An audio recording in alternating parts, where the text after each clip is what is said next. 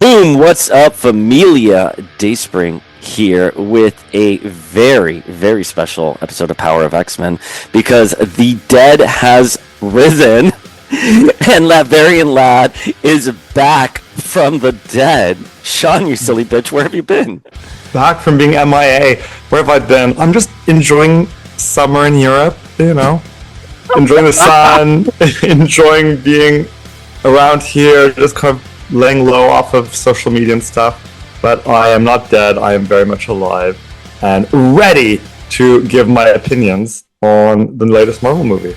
Okay, we speculated about this movie for like years together and on the podcast, and it's finally here. I know my feelings. And I know my feelings. And we purposely did not text each other our feelings so that we could save it for a live reaction here. That's true. We text every feel we have in the moment except when it comes to Fantastic Four. So I need to know your feelings right now.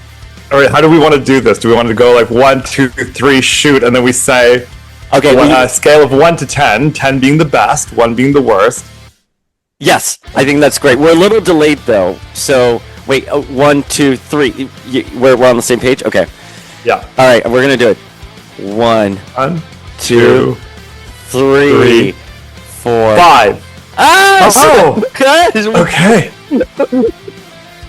I was convinced that you were going to really love it and that I was going to be the one that's like the odd man out, but it's good to see that we're on the same page. I have been dealing with nasty comments and DMs because I posted my review about not liking it as much. I didn't say I didn't like it per se. I just think, here's my thing with the Fantastic Four and movies in general. I like a smart script. I don't like to be patronized. This was not a smart script. This was a very stupid script. So, should we start with the positives so that we don't come across as negative Nellies that is just here to bash the movie? I thought visually, the aesthetic of the retro, Jetsons-esque, mod type look of this alternate, was it Earth 812 or 81 something? Yeah, it's whatever Jack Kirby's birthday is. Yeah. I thought that was really cool and really beautiful. I really liked that kind of retro vibe. I thought that was really, really awesome. And that's about the end of my positive list on the positive side of things. Hey, no. Well, okay. So I like the retro world of tomorrow. It's kind of like a vintage perspective of what the future would look like. I love that very much. However, I thought it got kind of dull at certain points. Like, they just did not make... This did not feel like a multi-million-dollar movie with elaborate sets. Like, this easily could have been... And it's Matt Shackman, so it easily could have just been part of WandaVision. I appreciate the aesthetic. I think they could have done more with the aesthetic. But I will tell you, the biggest positive for me was Vanessa Kirby. I thought she was a fantastic Sue Storm. Okay, so I just don't think any of the characters, and I'm not sure if it's the fault of the actors or I think it's probably more the script.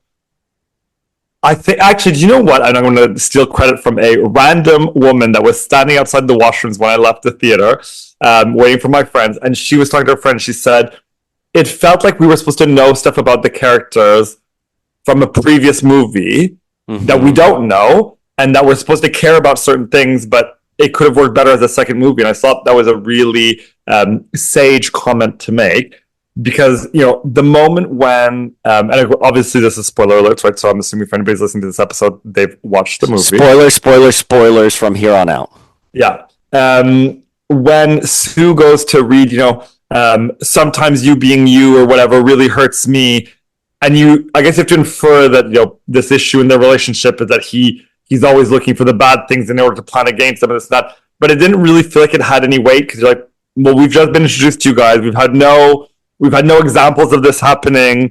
And I think there was a lot of things like that. And another example was Natasha Lyonne's character with the Thing.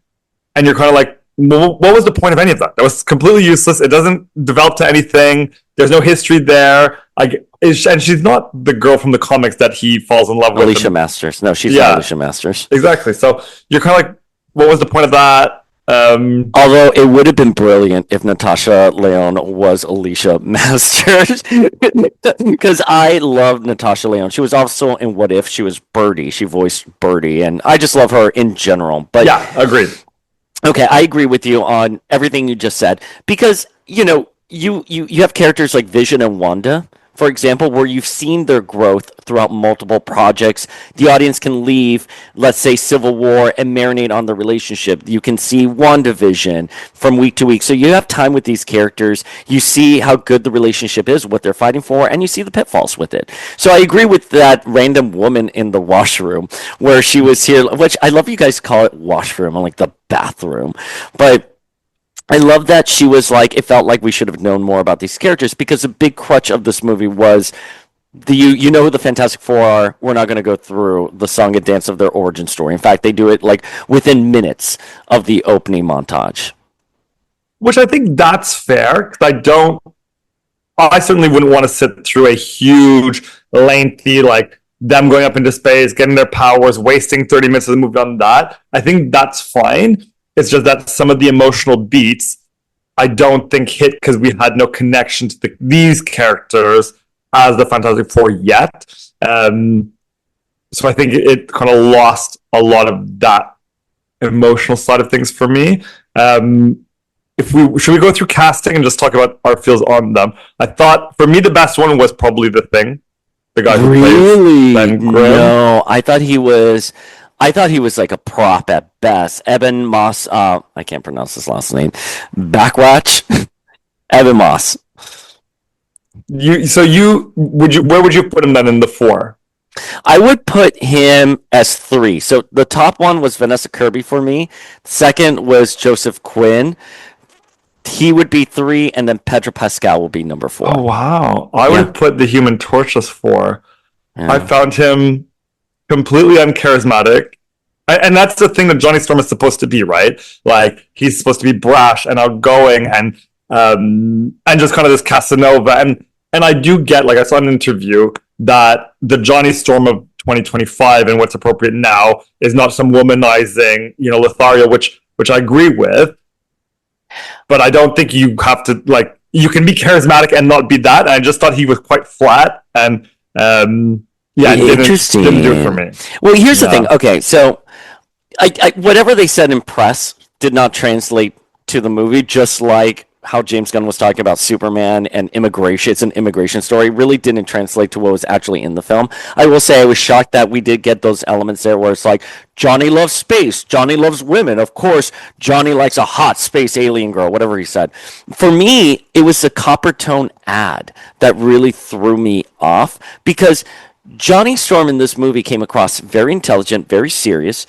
He did not have the it boy factor that like Chris Evans had, which was Now I'm not saying he needs to be cocky and arrogant, but I'm just saying like he's going to get endorsements from brands. He's going to be a model. This Joseph Quinn iteration just didn't strike me that way, which is fine. But like you're the one who putting it in the movie, Max Chapman.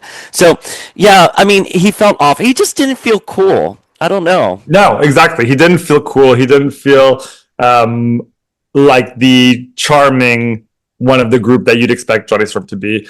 I will agree that Vanessa Kirby was the best. I think she was definitely the bright light of the four of them. She had the best moments. First of all, Vanessa Kirby can act. I mean, what wonderful levity she brought to the screen. She is great. Her character approach was great.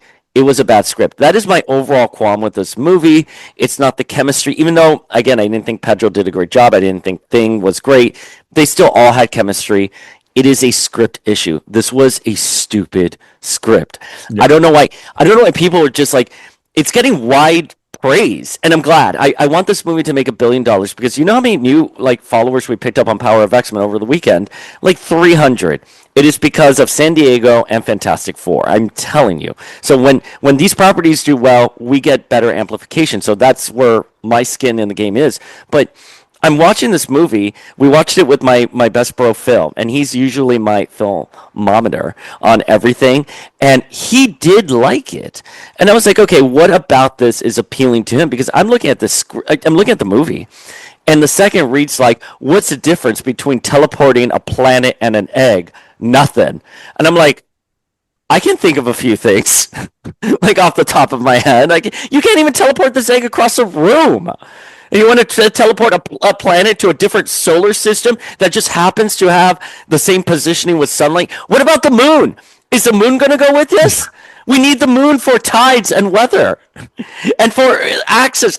I took Astronomy 101 in college, and I know this. Reed is supposed to be the smartest man alive. Yeah, we did. And my friend brought it up when we left, and I had the same thought during the movie. Is when they do the press conference and they're like, "Oh, Galactus wants our son," so we said no. I'm like, well, if you're gonna say no, you don't necessarily have to tell the whole world what it is, because it now puts you in this impossible choice where, like, morally, are we supposed to agree with them? Because as a viewer, I'm going, wow, how effing selfish of you to put every person, however million billion people are on that earth, at risk because you don't want to give up your son. Which, and like, I didn't feel that struggle, and maybe I'm like a terrible person, but I wasn't going, oh no, I get it. It's the very heroic of them to try to do everything and save everything. You go, no, you're putting a gazillion people at risk, and then your plan is to teleport the planet, which does feel extremely risky. And if it goes wrong, you've just killed the entire human race to save your son. Like, it didn't strike me as heroic whatsoever.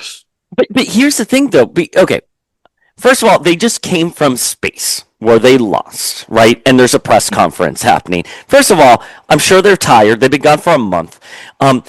Let them rest and recoup and let a publicist talk. I don't know why they're giving an immediate press conference right there. So already my belief is dispelled. Yeah. Right? I can't suspend my disbelief, excuse me. I understand that the Fantastic Four are being portrayed as honest, good heroes. They are a family. They want to tell the public the truth. They want to be transparent.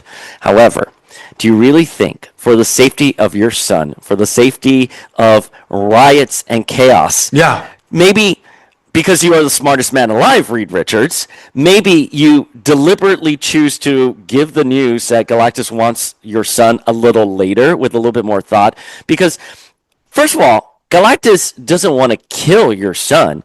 Galactus says he's going to end all my hunger, right? So, right there, Galactus is willing to spare the planet, keep the boy alive, and any future planets and future civilizations that would be consumed by Galactus are now all spared. So, would Reed and Sue be like, well, can we go with you if you take Franklin? Yeah. You know what I mean? Like, can we find some kind of compromise? They did not. How are they diplomats? They did not negotiate. They didn't do anything. I don't get it. Like, there's no moral conundrum.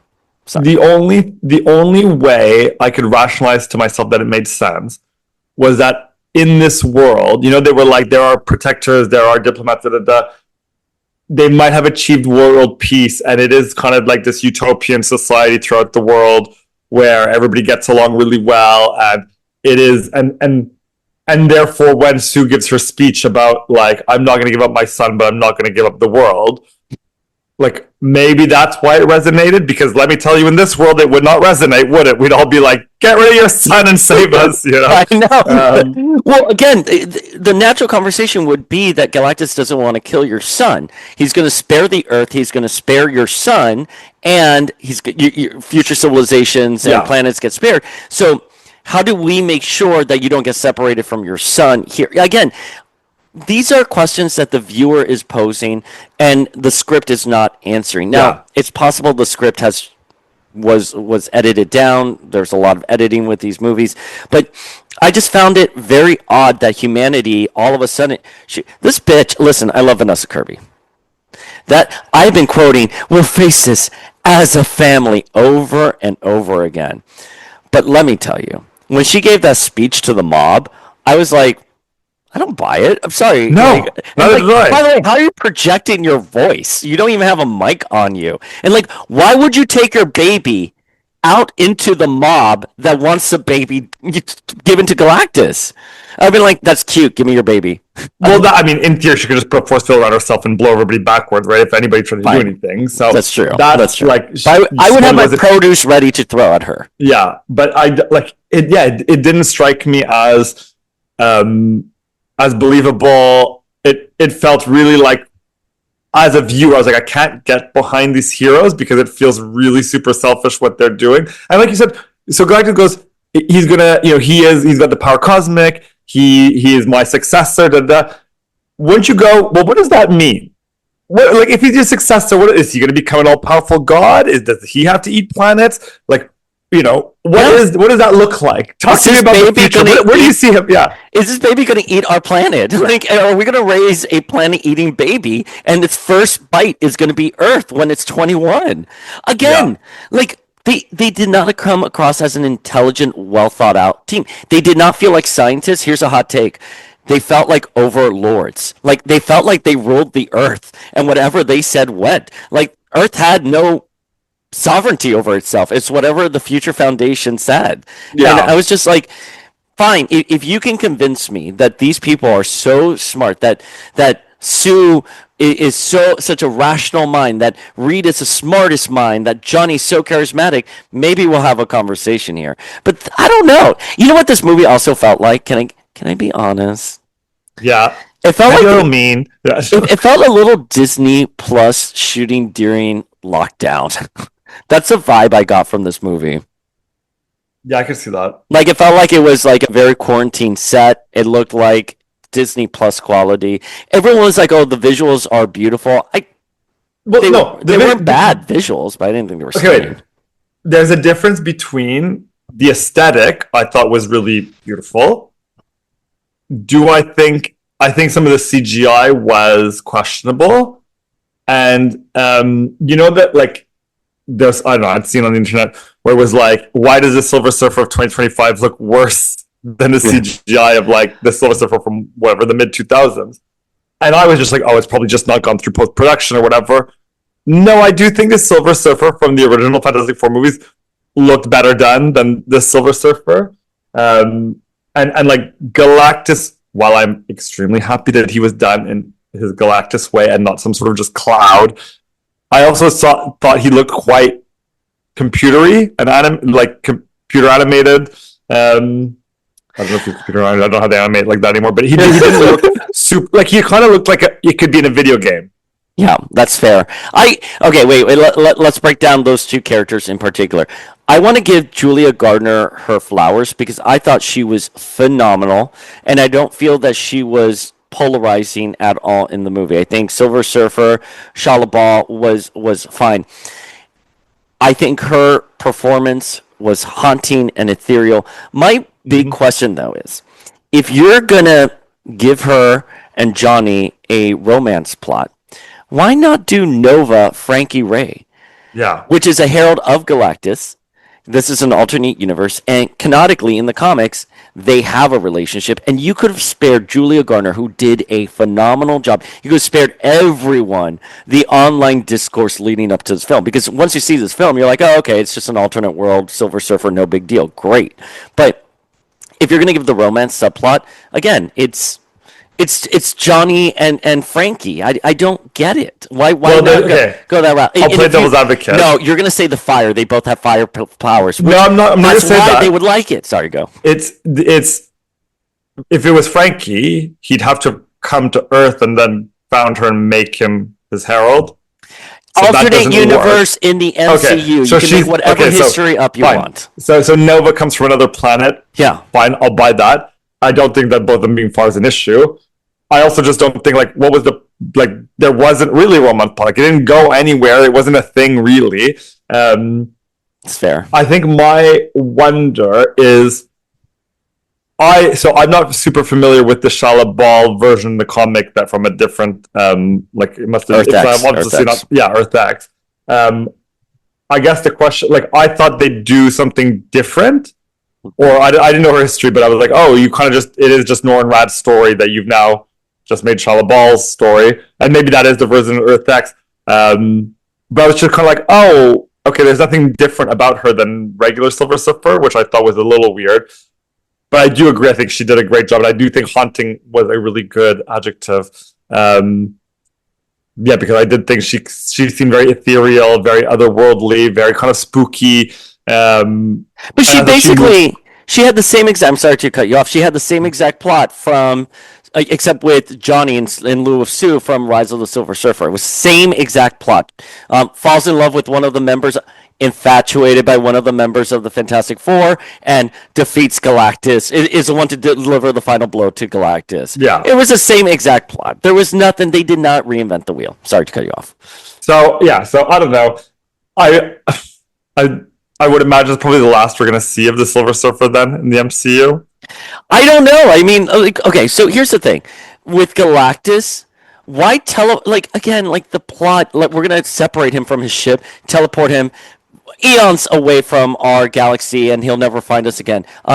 What about all the other planets in the pathway back to Earth for the next millions of years that he's going to devour? Again, not very heroic. Like, I'm sorry. Like, it's just put him in a pocket fucking universe. I thought they were going to make the ultimate nullifier. Let's see, what else?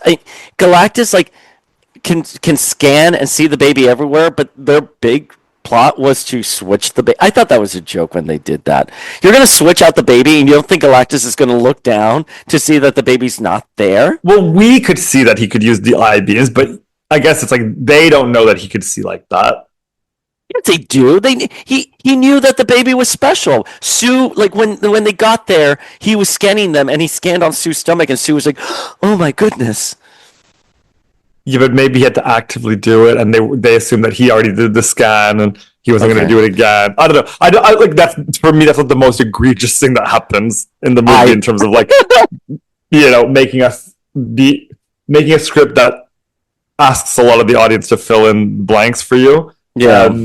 One of the other issues I had is that there's not a lot of stuff happens in the movie. It's not a spoiler and it's movie. like, it's not a great action superhero movie if you're looking for that. Like, I think one thing that was missing was Galactus should have had a whole bunch of minions, robots, cyborgs, whatever from his ship that would come down and, like, get the planet ready so they had something to fight and have some sort of action sequence.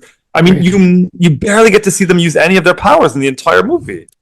I was shocked by that, especially with Reed, that they did not use his powers in fun, innovative ways. You know what I mean? Like, the only time he looked interesting was when Galactus was going to snap him, and I was like, okay, that's interesting way to try to kill Reed, but they did not reinvent the wheel at all with these powers. It just felt a little uninspired. And I agree with you. Was it in the Ultimate Universe where I think it's Ultimate Galactus, that's how they pronounce it in the Ultimate Universe, where it's a series of little robots that come and, get the Earth ready.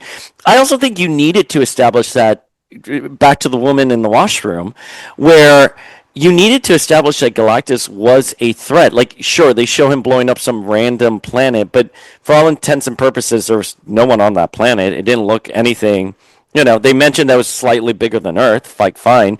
But we needed a Unicron from Transformers, the movie, scene where it's a planet full of life. Galactus comes and obliterates them. That should have been the opening shot of the movie, and he is now coming to Earth. And that is why you need to be terrified. I'm like, what's the big deal? This guy just basically... By the way, he's making deals all over the place. Fucking Galactus is like, hey, if you could be my herald, I'll spare your planet. Hey, give me your baby, I'll spare your planet. Like, what the fuck, man? Like, he seems like, for a space god that's going to eat the entire universe, he seems pretty, like, open to negotiating. Yeah, he definitely is not, like, even at the end when he's on the planet, I'm like, he is a cosmic being that is unknowable, that has been here for, since the dawn of the universe. Oh, but Sue Storm can push him around. Well, what? I kind of like that because he has, Baby Franklin has power cosmic, and maybe however the Fantastic Four powers work in this, I leave it up to our imaginations. But I was like, she's moving heaven and earth to save her son. I like that. I did like. I get it. So what? So Galactus is just being like, oh, I have nothing. I can't shoot beams or anything. I'm just getting pushed back. Like, I don't know. It just felt so like a bug is just pushing me. He's like, yeah. Like, he talks about, oh, your bugs, you're this and that. And you're like, oh, well, you don't even have the strength to push back on one of them. Like, yeah, you're right. Like, no beams, and she's not bigger. she's not the Phoenix. She's not like in the comics, some untapped power that, is so powerful and da da da. No, she's like, yes, obviously she's powerful, but like it just kind of made him seem like very anticlimactic. Yeah, well, I mean, that was an entirely too easy of a sequence. 100%. Like, she just pushes him in there. Again, what I would have loved, this is what I was going into the movie thinking. Galactus was going to come. He was going to get so close to eating the planet, and they somehow stop him. I thought Ultimate Nullifier in my head. And then, as they're all celebrating, there's an incursion, and the planets are colliding, Yeah. and they're like, "Holy shit!" And Reed's like, "I considered every possibility. I have this rocket, and we're going to evacuate to another dimension." And they have to leave their planet as everyone dies, and now that's their burden they carry as a team, that they failed. Well, I mean, I can't think of a better. Again, we talk about this on the new X-Men episodes, where in order to have plots, the characters have to do things that aren't always the best, and you need to have drama. There has to be unfortunate situations that happen. Otherwise, everyone's just perfect and clapping, and you have no movie. There's nothing to take away from this movie. I definitely thought, because obviously, if anybody's watched Thunderbolts, spoiler for Thunderbolts. So if you haven't watched it, you don't want to know. But at the end of Thunderbolts, obviously they have the Fantastic Four spaceship coming into the 616. So we were all like, okay, well, either Galactus is going to eat their world and he's going to win and they're going to escape, or it's going to be some sort of incursion thing, like you said. Whereas now you're like, okay, well, everything was wrapped up perfectly, and the obvious thing that's going to happen is, in the post-credit scenes, we see Doctor Doom standing over Franklin. So he's obviously going to abduct him, bring him back to the 616, and they're going to chase him through the multiverse. But this is the thing that, so the post-credit scene was so incredibly frustrating for me, and for the familia who's just wanting spoilers and didn't actually see the movie. It's basically Sue and Franklin 4 years later in the living room. Sue gets up to go get a book. She hears something. She goes back to the living room, and there's a man with a green cloak and the mask off, which is Dr. Doom, hovering next to Franklin. We don't see their face. Okay, and it immediately cuts out. This is like a 3-second post-credit scene. The MCU is on a lifeline here. The MCU is dying. RDJ couldn't do a fucking proper cameo. I get it. He's would have wanted $10 million, but like, my God, the MCU is collapsing. They couldn't just give an RDJ face cameo. Yeah. I'm sorry and then so one, that two, is this Doctor Doom from the main MCU? Is this their Doctor Doom? Is this a multiverse Doctor Doom? I get it. They will answer it in Doomsday, but why? You need to start building out these characters and these situations so we can care about Doomsday, right? Can you imagine if we would have been like, did you see RDJ? He's a Doom of this world, and he has now, power cosmos. He's going to jump, planet and go somewhere. We would be losing our mind if the entire world had been destroyed and they're setting up Doomsday. By the way, fantastic reviewer, forgetting who it was, said this, where it was like, can you imagine that the Fantastic Four evacuate the Earth, and Doom is like, you're leaving us all doomed here, and Doom now has motivation for Doomsday and why he hates the Fantastic Four and why he wants the multiverse to be destroyed. Just set up some kind of motive here. Yeah. There you go. You look, I guess we can't speculate. Maybe the Doom stuff will have an amazing backstory and it'll all make sense and will be great. So I don't want to jump to conclusions and criticize that. I do. But I know you've been gone for a couple months here, but we like to jump to conclusions still here at Power of X-Men. But I do think, I don't know, just like with so many multiversal stuff and this, and like, it makes me think back to the second Doctor Strange, where there's so many things that they could have done, and then it just went in such a bland direction. Galactus comes, he doesn't do anything. You don't see any abilities. It's not like he does anything cool or scary. Yeah. Right? Like, he just kind of Godzilla's his way through a city. And then you also, like, why did he go down if he's super powerful? Like, surely he could have just tractor beamed the baby. So I know, tracker beam that baby. Well, here's levitate that baby to you. I mean, we saw him do it like when he went in there. But my thing, here's another like minor grievance. But I was like, it took me out of the movie. Was when he jumped down onto the planet. Oh yeah. So when he jumped down and it showed Manhattan get flooded, I was like, oh, well, there goes the baby. The baby now is going to be. I thought that was going to be the plot. The baby now is going uptown in the water, and they have to track the baby. No, what you're telling me, the water did not come to Midtown from Fidei? That just didn't make any sense to me. And it was very unbecoming, I thought, of a cosmic being to just like like just jump in the water, like cannonball into the water, and like I don't know. It was some. But funny... again, he's coming from above the atmosphere. It would be like, and he's huge. It would be like a comet hitting Manhattan. It would be some kind of radiation, cosmic devastation. I'm just saying. Well, no, he didn't jump for. No, didn't his like throne thing bring him close to the water, and he jumped? Fine, he's 30,000 feet in the air, and he's like a huge being. At the very least, he's bringing cosmic radiation with him. Sorry.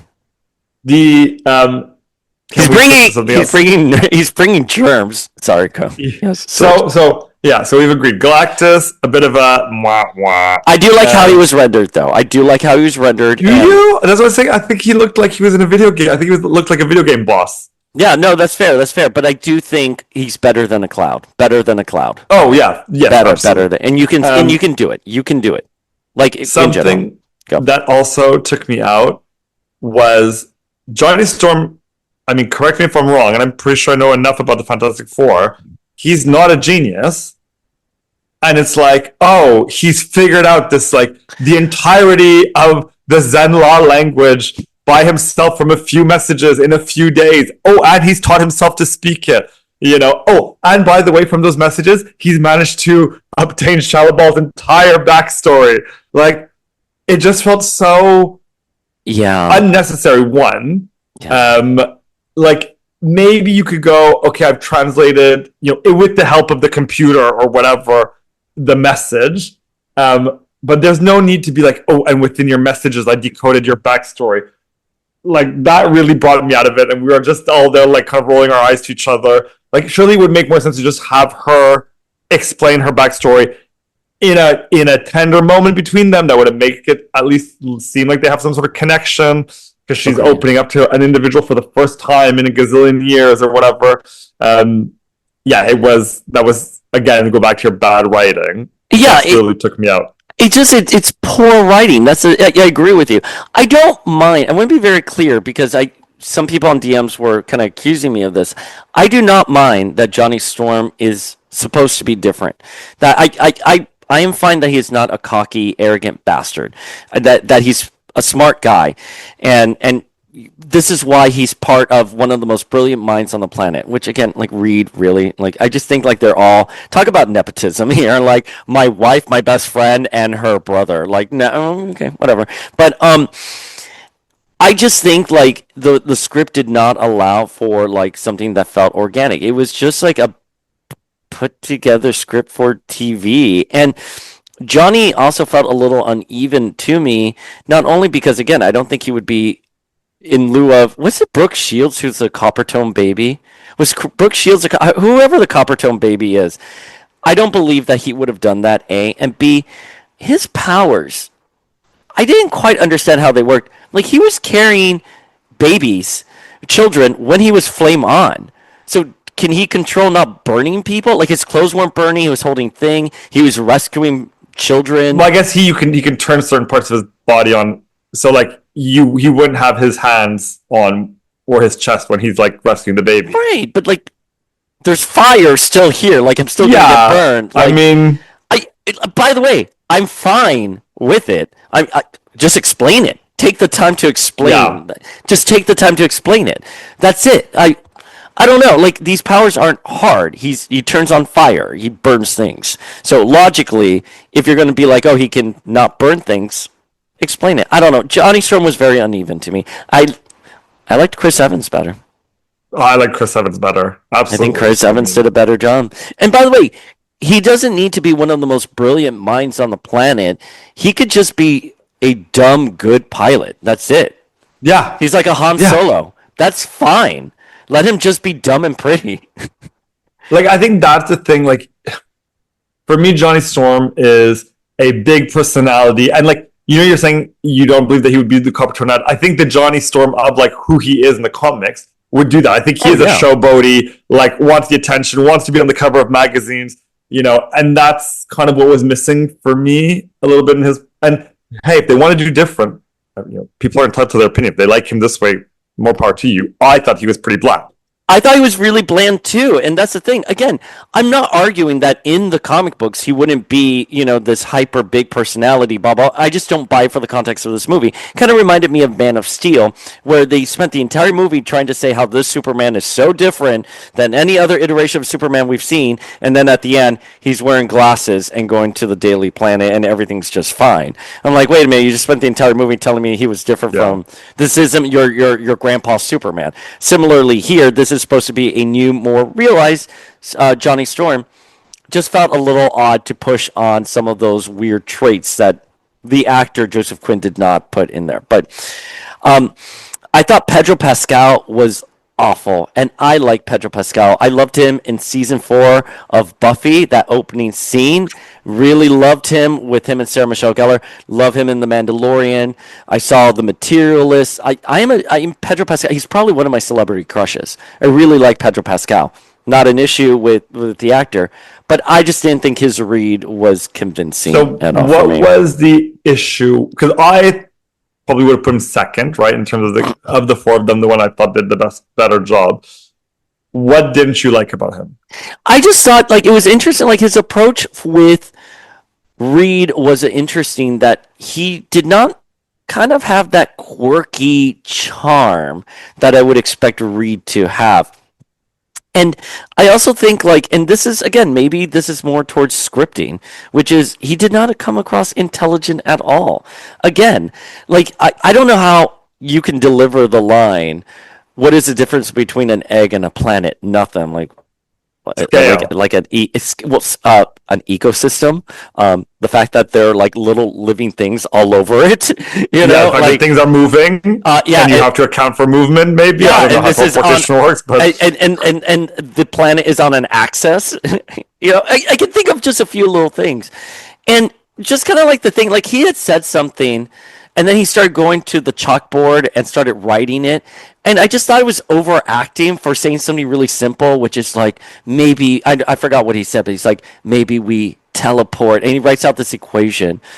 And I'm just I don't know. And then I just thought and when he was giving the PSA about oh, we have to conserve the energy, and I'll be fuck you, Reed Richards, you and your Baxter building overlooking Manhattan. You're gonna tell me to conserve my energy?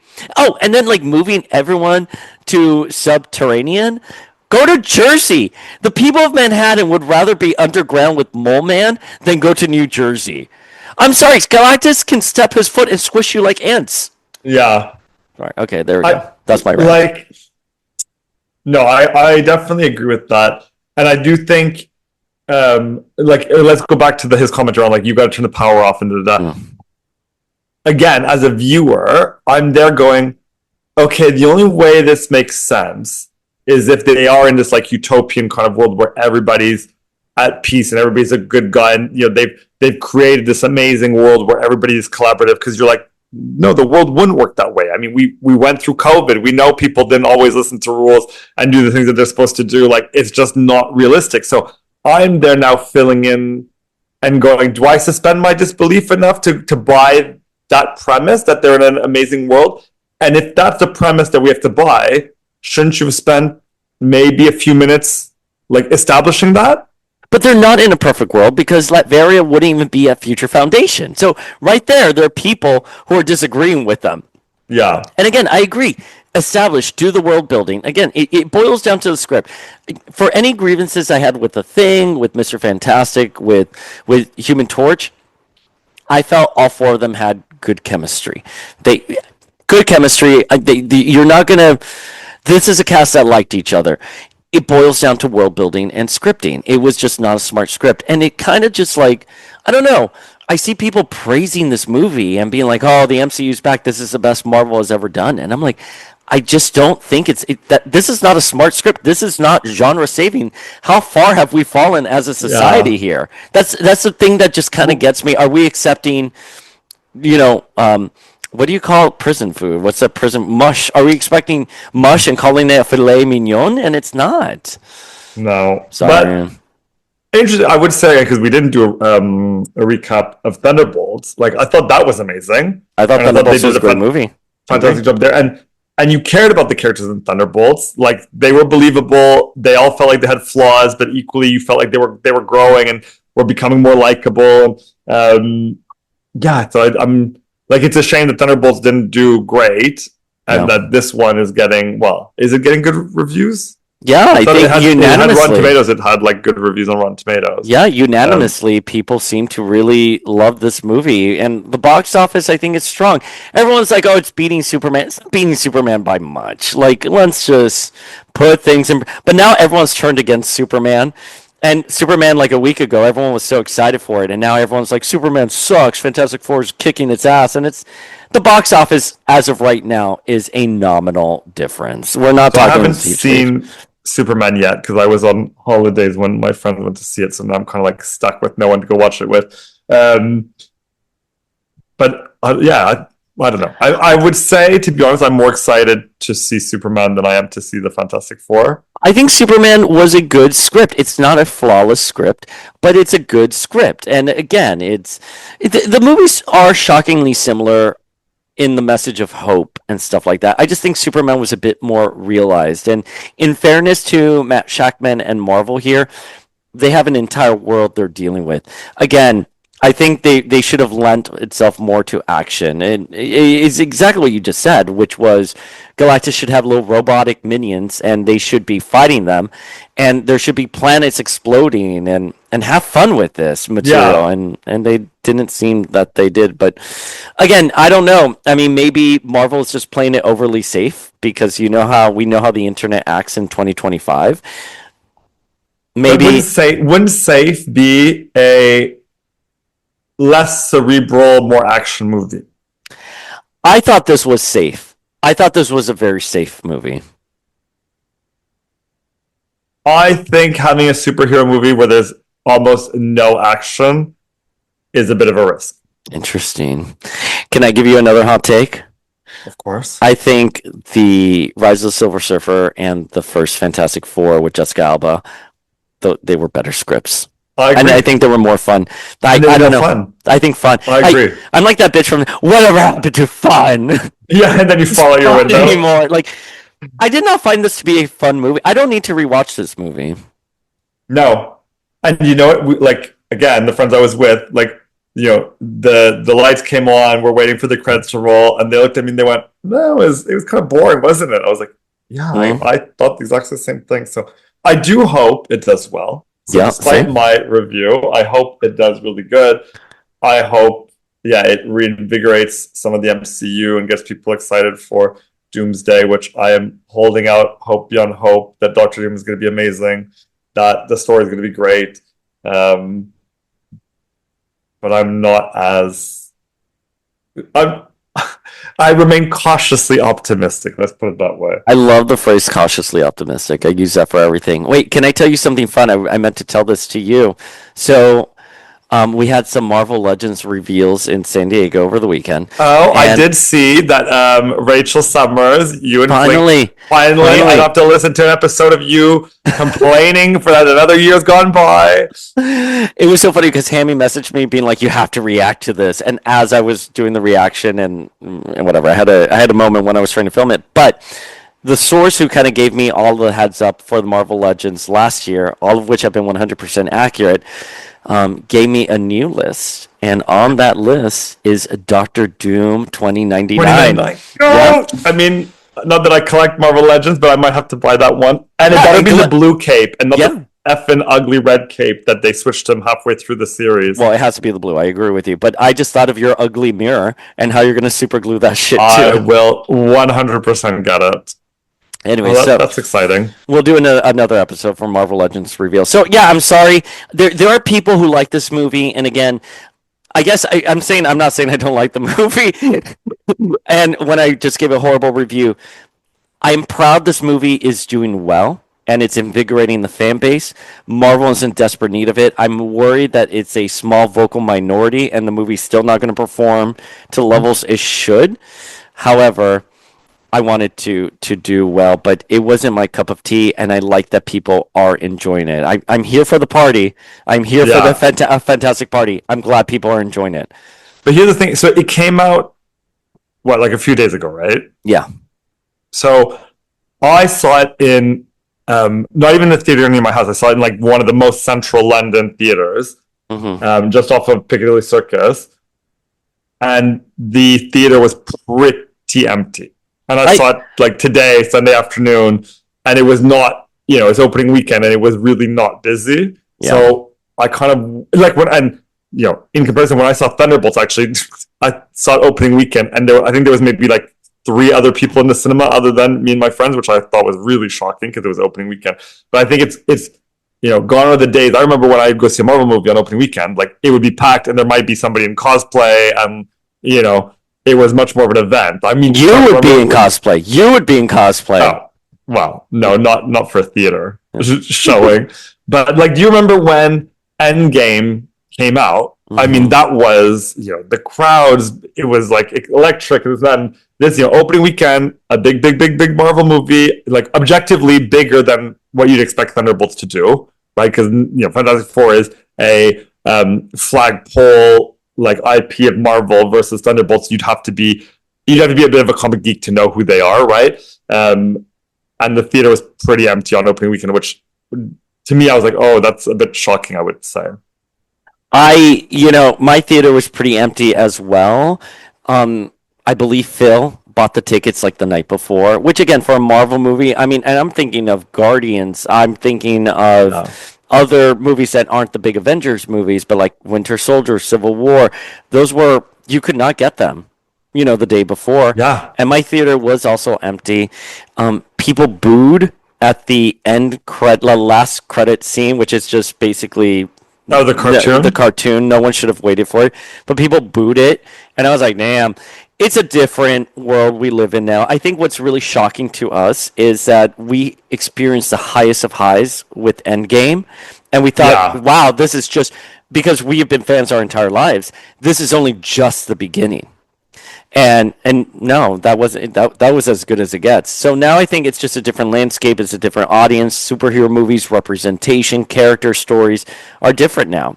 I want a moral conundrum where Bucky killed Iron Man's parents, and Iron Man wants to fight Winter Soldier, and Steve is like, no, that's Bucky, and that is a moral dilemma. Give us that very gray, rich conundrum. You could not get away with that in today's world. It's just, again, this is the difference of just a decade, but the genre has changed once again.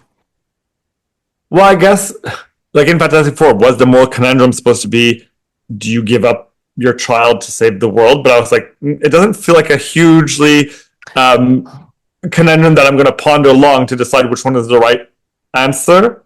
But again, like, why wouldn't you talk to Galactus a little bit more about this? What do you mean my baby is your successor? You're going to spare us? Will you spare other planets? Can Franklin feed you planets? Can we be with you? Can we study you and Franklin on the ship? Galactus seemed mildly intelligent. I don't know. He felt like kind of dumb. I know we disagree on it, but it was like he felt kind of dumb when they were like, "Oh, we're going to switch this baby." He's like, "Oh, clever little ants." I'm like, bitch, you should have just stepped on all of them and moved on. But anyways, again, it would be interesting if they had just answered some of those questions and fleshed it out a little bit. And don't get me started, I thought it was so cringe giving birth on by a supernova in the background. Why would you take a pregnant woman who's 8 months pregnant into space and not think maybe she'll go into labor from space turbulence? He was so concerned of cosmic radiation. Why are you putting she's about to give birth, the baby, as far as they knew at this point? No, because at that point you have to you take that risk because the world's in danger with Galactus coming. So you have to make the decision, even though you're massively pregnant, to put yourself in harm's way. But if she would have said that, if Reed would have been like, I don't recommend you going into space, and she's like, the world is about to be devoured. Yeah, we have a special ship and a birthing chamber I'll be fine. I can handle my own. The world's at stake. Then I could forgive that. But they did not address that, because all I can think of is like, man, you're not even supposed to fly on Earth when you're in your third trimester, and she's going up into space, hanging upside down, Yeah. interstellar traveling. Like, come on, that ain't good for your baby. That Well, the baby. baby's a cosmic space god, so you know. But they it's don't fine. know that. That's fine. Yes, you're absolutely right. But they don't know that at that No, that's point. true. Sorry, that's just where I go with it. And again, I don't like to be patronized as a viewer or reader. That's always going to be my qualm. I like something smart, make me think. So, anyways. But I guess like for me, they just need to go back to the formula of what they did with Thunderbolts, which I thought was a very streamlined story that didn't leave us going like, well, that doesn't make sense with that. Or the thing that you suspend disbelief for, like it's a comic book movie, so you obviously suspend disbelief for some of those things. Like, for example, at the end of Thunderbolts, when they go through the curtain and she's got a press like conference there, and you kind of go like, okay, it's a bit silly, but like it doesn't really impact the movie, and you just like it's a bit of a gag. Yeah, you go with it. Yeah, you go with it. But the rest of it was pretty straightforward. A lot of action, characters that were likable, not overly complicated. Like I think it went back to what made them MCU successful at the beginning, and I hope that's what they do with the next projects. What are the next projects? Doomsday. Is that the next one? Yeah, Doomsday is the next one. Wow. Yeah. So nothing left to see of them. Well, nothing. I guess we'll see. I mean, we have Mephisto floating around now, which is nice, but no one's talking about Mephisto. So I YouTubed the scene because I did not watch the show yet. It's not a bad show. Again, Thunderbolts, Ironheart, they weren't badly done shows, movies, but no one cares anymore. But people seem to care about Fantastic Four, and I'm happy for it. For me, Fantastic Four is an inferior script to Ironheart and Thunderbolts. And I didn't like Captain America, Brave New World or New World Order, whatever it's called. I didn't like it. I thought that I didn't see it. Well, I thought that was a better script than Fantastic Four. Yeah, I haven't even seen the new Captain America. I guess that's telling, isn't it? Yeah, well, anyways, that's what we keep saying. So let's see how everything. It looks like they've made 218 million worldwide as of this recording. That's not bad for opening weekend. No, it's not. I mean, Superman kind of tracked about the same. To put into context, I believe Jurassic World Rebirth was in the 300s. But the worry here would be that this is a front-loaded number because this is global. This is a global debut. What's Superman at now? Superman's almost at 500. Okay, because didn't they say that if it got to 600, it would be a success? Yeah, I mean, like, listen, these are really interesting. The way the studios talk, I follow Grace Randolph. Superman's at 502 now. I think they're probably breaking even, but you want a 7 in front of Superman. At the you want it to do Batman numbers. But I agree, 502. Listen, even if it makes what Man of Steel made, the little red flag here is that you have to adjust for inflation. Like, this is like 12 years later. Like, Man of Steel would be equivalent to 800 now. Yes, but we are in a post-COVID world where I just think people don't go to the theaters as like there's so much on streaming now, and you go, oh well, it can come to Disney Plus or whatever streaming you'll get in a few months. So do I need to go to the theater to watch it? Like, I just think it's, I don't know, people just they don't seem to be as excited to go to the movies anymore.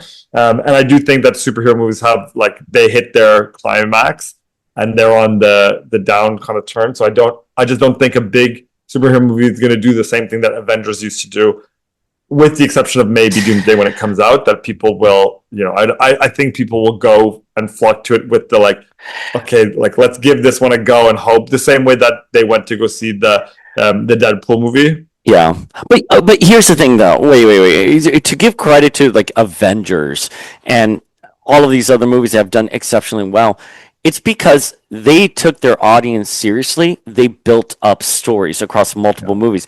The first Captain America made like 300 million, right? Thor made whatever money it did. It was only until you start seeing that a larger narrative was coming along that you get $1 billion in Avengers. And then you drop that post-credit scene with Thanos. You're like, holy shit, This is now part of a larger universe that's going on now, and now people are invested in this story. They're not investing in story at all. No, you're not going to convince me that Kevin Feige is trying to draw a line with the multiverse. The multiverse stuff does not make any sense. You and I and other people can theorize how this all connects, and that's fine, but they're not connecting the dots like they did for the Infinity Saga. To say no, and I guess too, like, when we got to Avengers, the last ones with Thanos, we knew who he was, because to your point, because they had built him up. Whereas this is the first appearance of Doctor Doom. Is the end credits, you don't see his face. If you're not familiar with the comic books, a viewer who's just coming in fresh is going to be like, well, I don't know who that is. Who the fuck is that?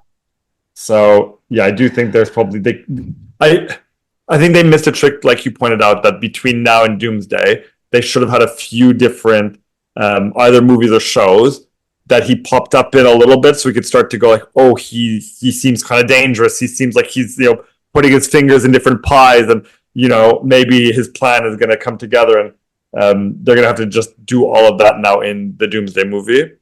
Yeah, I agree. Listen, I want this movie to make a lot of money, and we will see where it goes. And well, that's it. I was disappointed. I left the theater disappointed. But you know what? Jeff, my husband, and my best bro, Phil, they loved it. They thought it was great. So, We're not here to yuck anyone's yum. No, if you loved it, good. I'm glad you loved it. That makes me happy that people would have liked it. So, because I wanted to like it. I really want to like it. But by the way, Paul Walter Hauser, who was Mole Man, stole the show. I loved when he was here, like, Johnny, why do you look so sad? I didn't dress you. I was like, mwah, mwah, mwah, mwah. More of that. More of that. Well, actually, the opening got me so into it in the first few minutes when they were like, and Mole Man tried to like steal the building, and you're like, it's so camp and like kind of cartoony in a way, but it was like, that was really fun at the beginning. It's like, oh, this is going to be good. Like I'm into it. And then it just never really took off. No? I agree. And listen, they did the Jack Kirby homages with the monster in the center of Manhattan, and I thought that was great. But yeah, I would say it lost me once Silver Surfer arrived. It was really fast. They were just like, your planet is now marked for death. And they're like, oh, he's going to consume us. I'm like, how did you know you were going to get consumed? Like, what? Like, you don't know what. Also, when she arrives, doesn't she arrive with a whole bunch of comets that are zooming down? Yeah. Yeah, I was like, what happened to all those comets? Yeah, like are they like crashing into, like, do you know, like, Deep Impact, before like the comet arrives, like little baby comets come and like start destroying parts of the Earth? Like, wouldn't you weaken the Earth's defense system before you eat it? I mean, it's fine if you're going to be an arrogant bastard and just be like, I'm so powerful, I just need to step on the planet and it's already dead. But clearly, can we also hold on? If Sue Storm could push Galactus back, are we saying that in the billions of years that he's been around, he hasn't got to a planet that had the technology that was more powerful than Sue Storm? I think, again, listen, this is going to be, I think, where you and I are going to differ on this point, which is, it's like a mother who's able to lift a truck to save her kid. That is how I took it. And listen, it could be because my mom has dementia and I'm a sap for it, but I bought it. I bought that she was able to push him back. I think it was a little too easy, but I agree with you. I think it, like, a queen ant can try to bite me, but I can still stomp on her, kind of deal. Like, if it was, she did it, she took him off guard for 1 second for the final push, Yeah. I could maybe buy that, but a consistent, he has now time to regroup and think and get himself together. Yeah. That's fair. I'm like, oh, well, you don't really strike me as this like cosmic threat, do you? Well, and also, and in fairness to your perspective, it's the way her powers are illustrated, which is just, it's like she's splashing him. She's like, get away from him.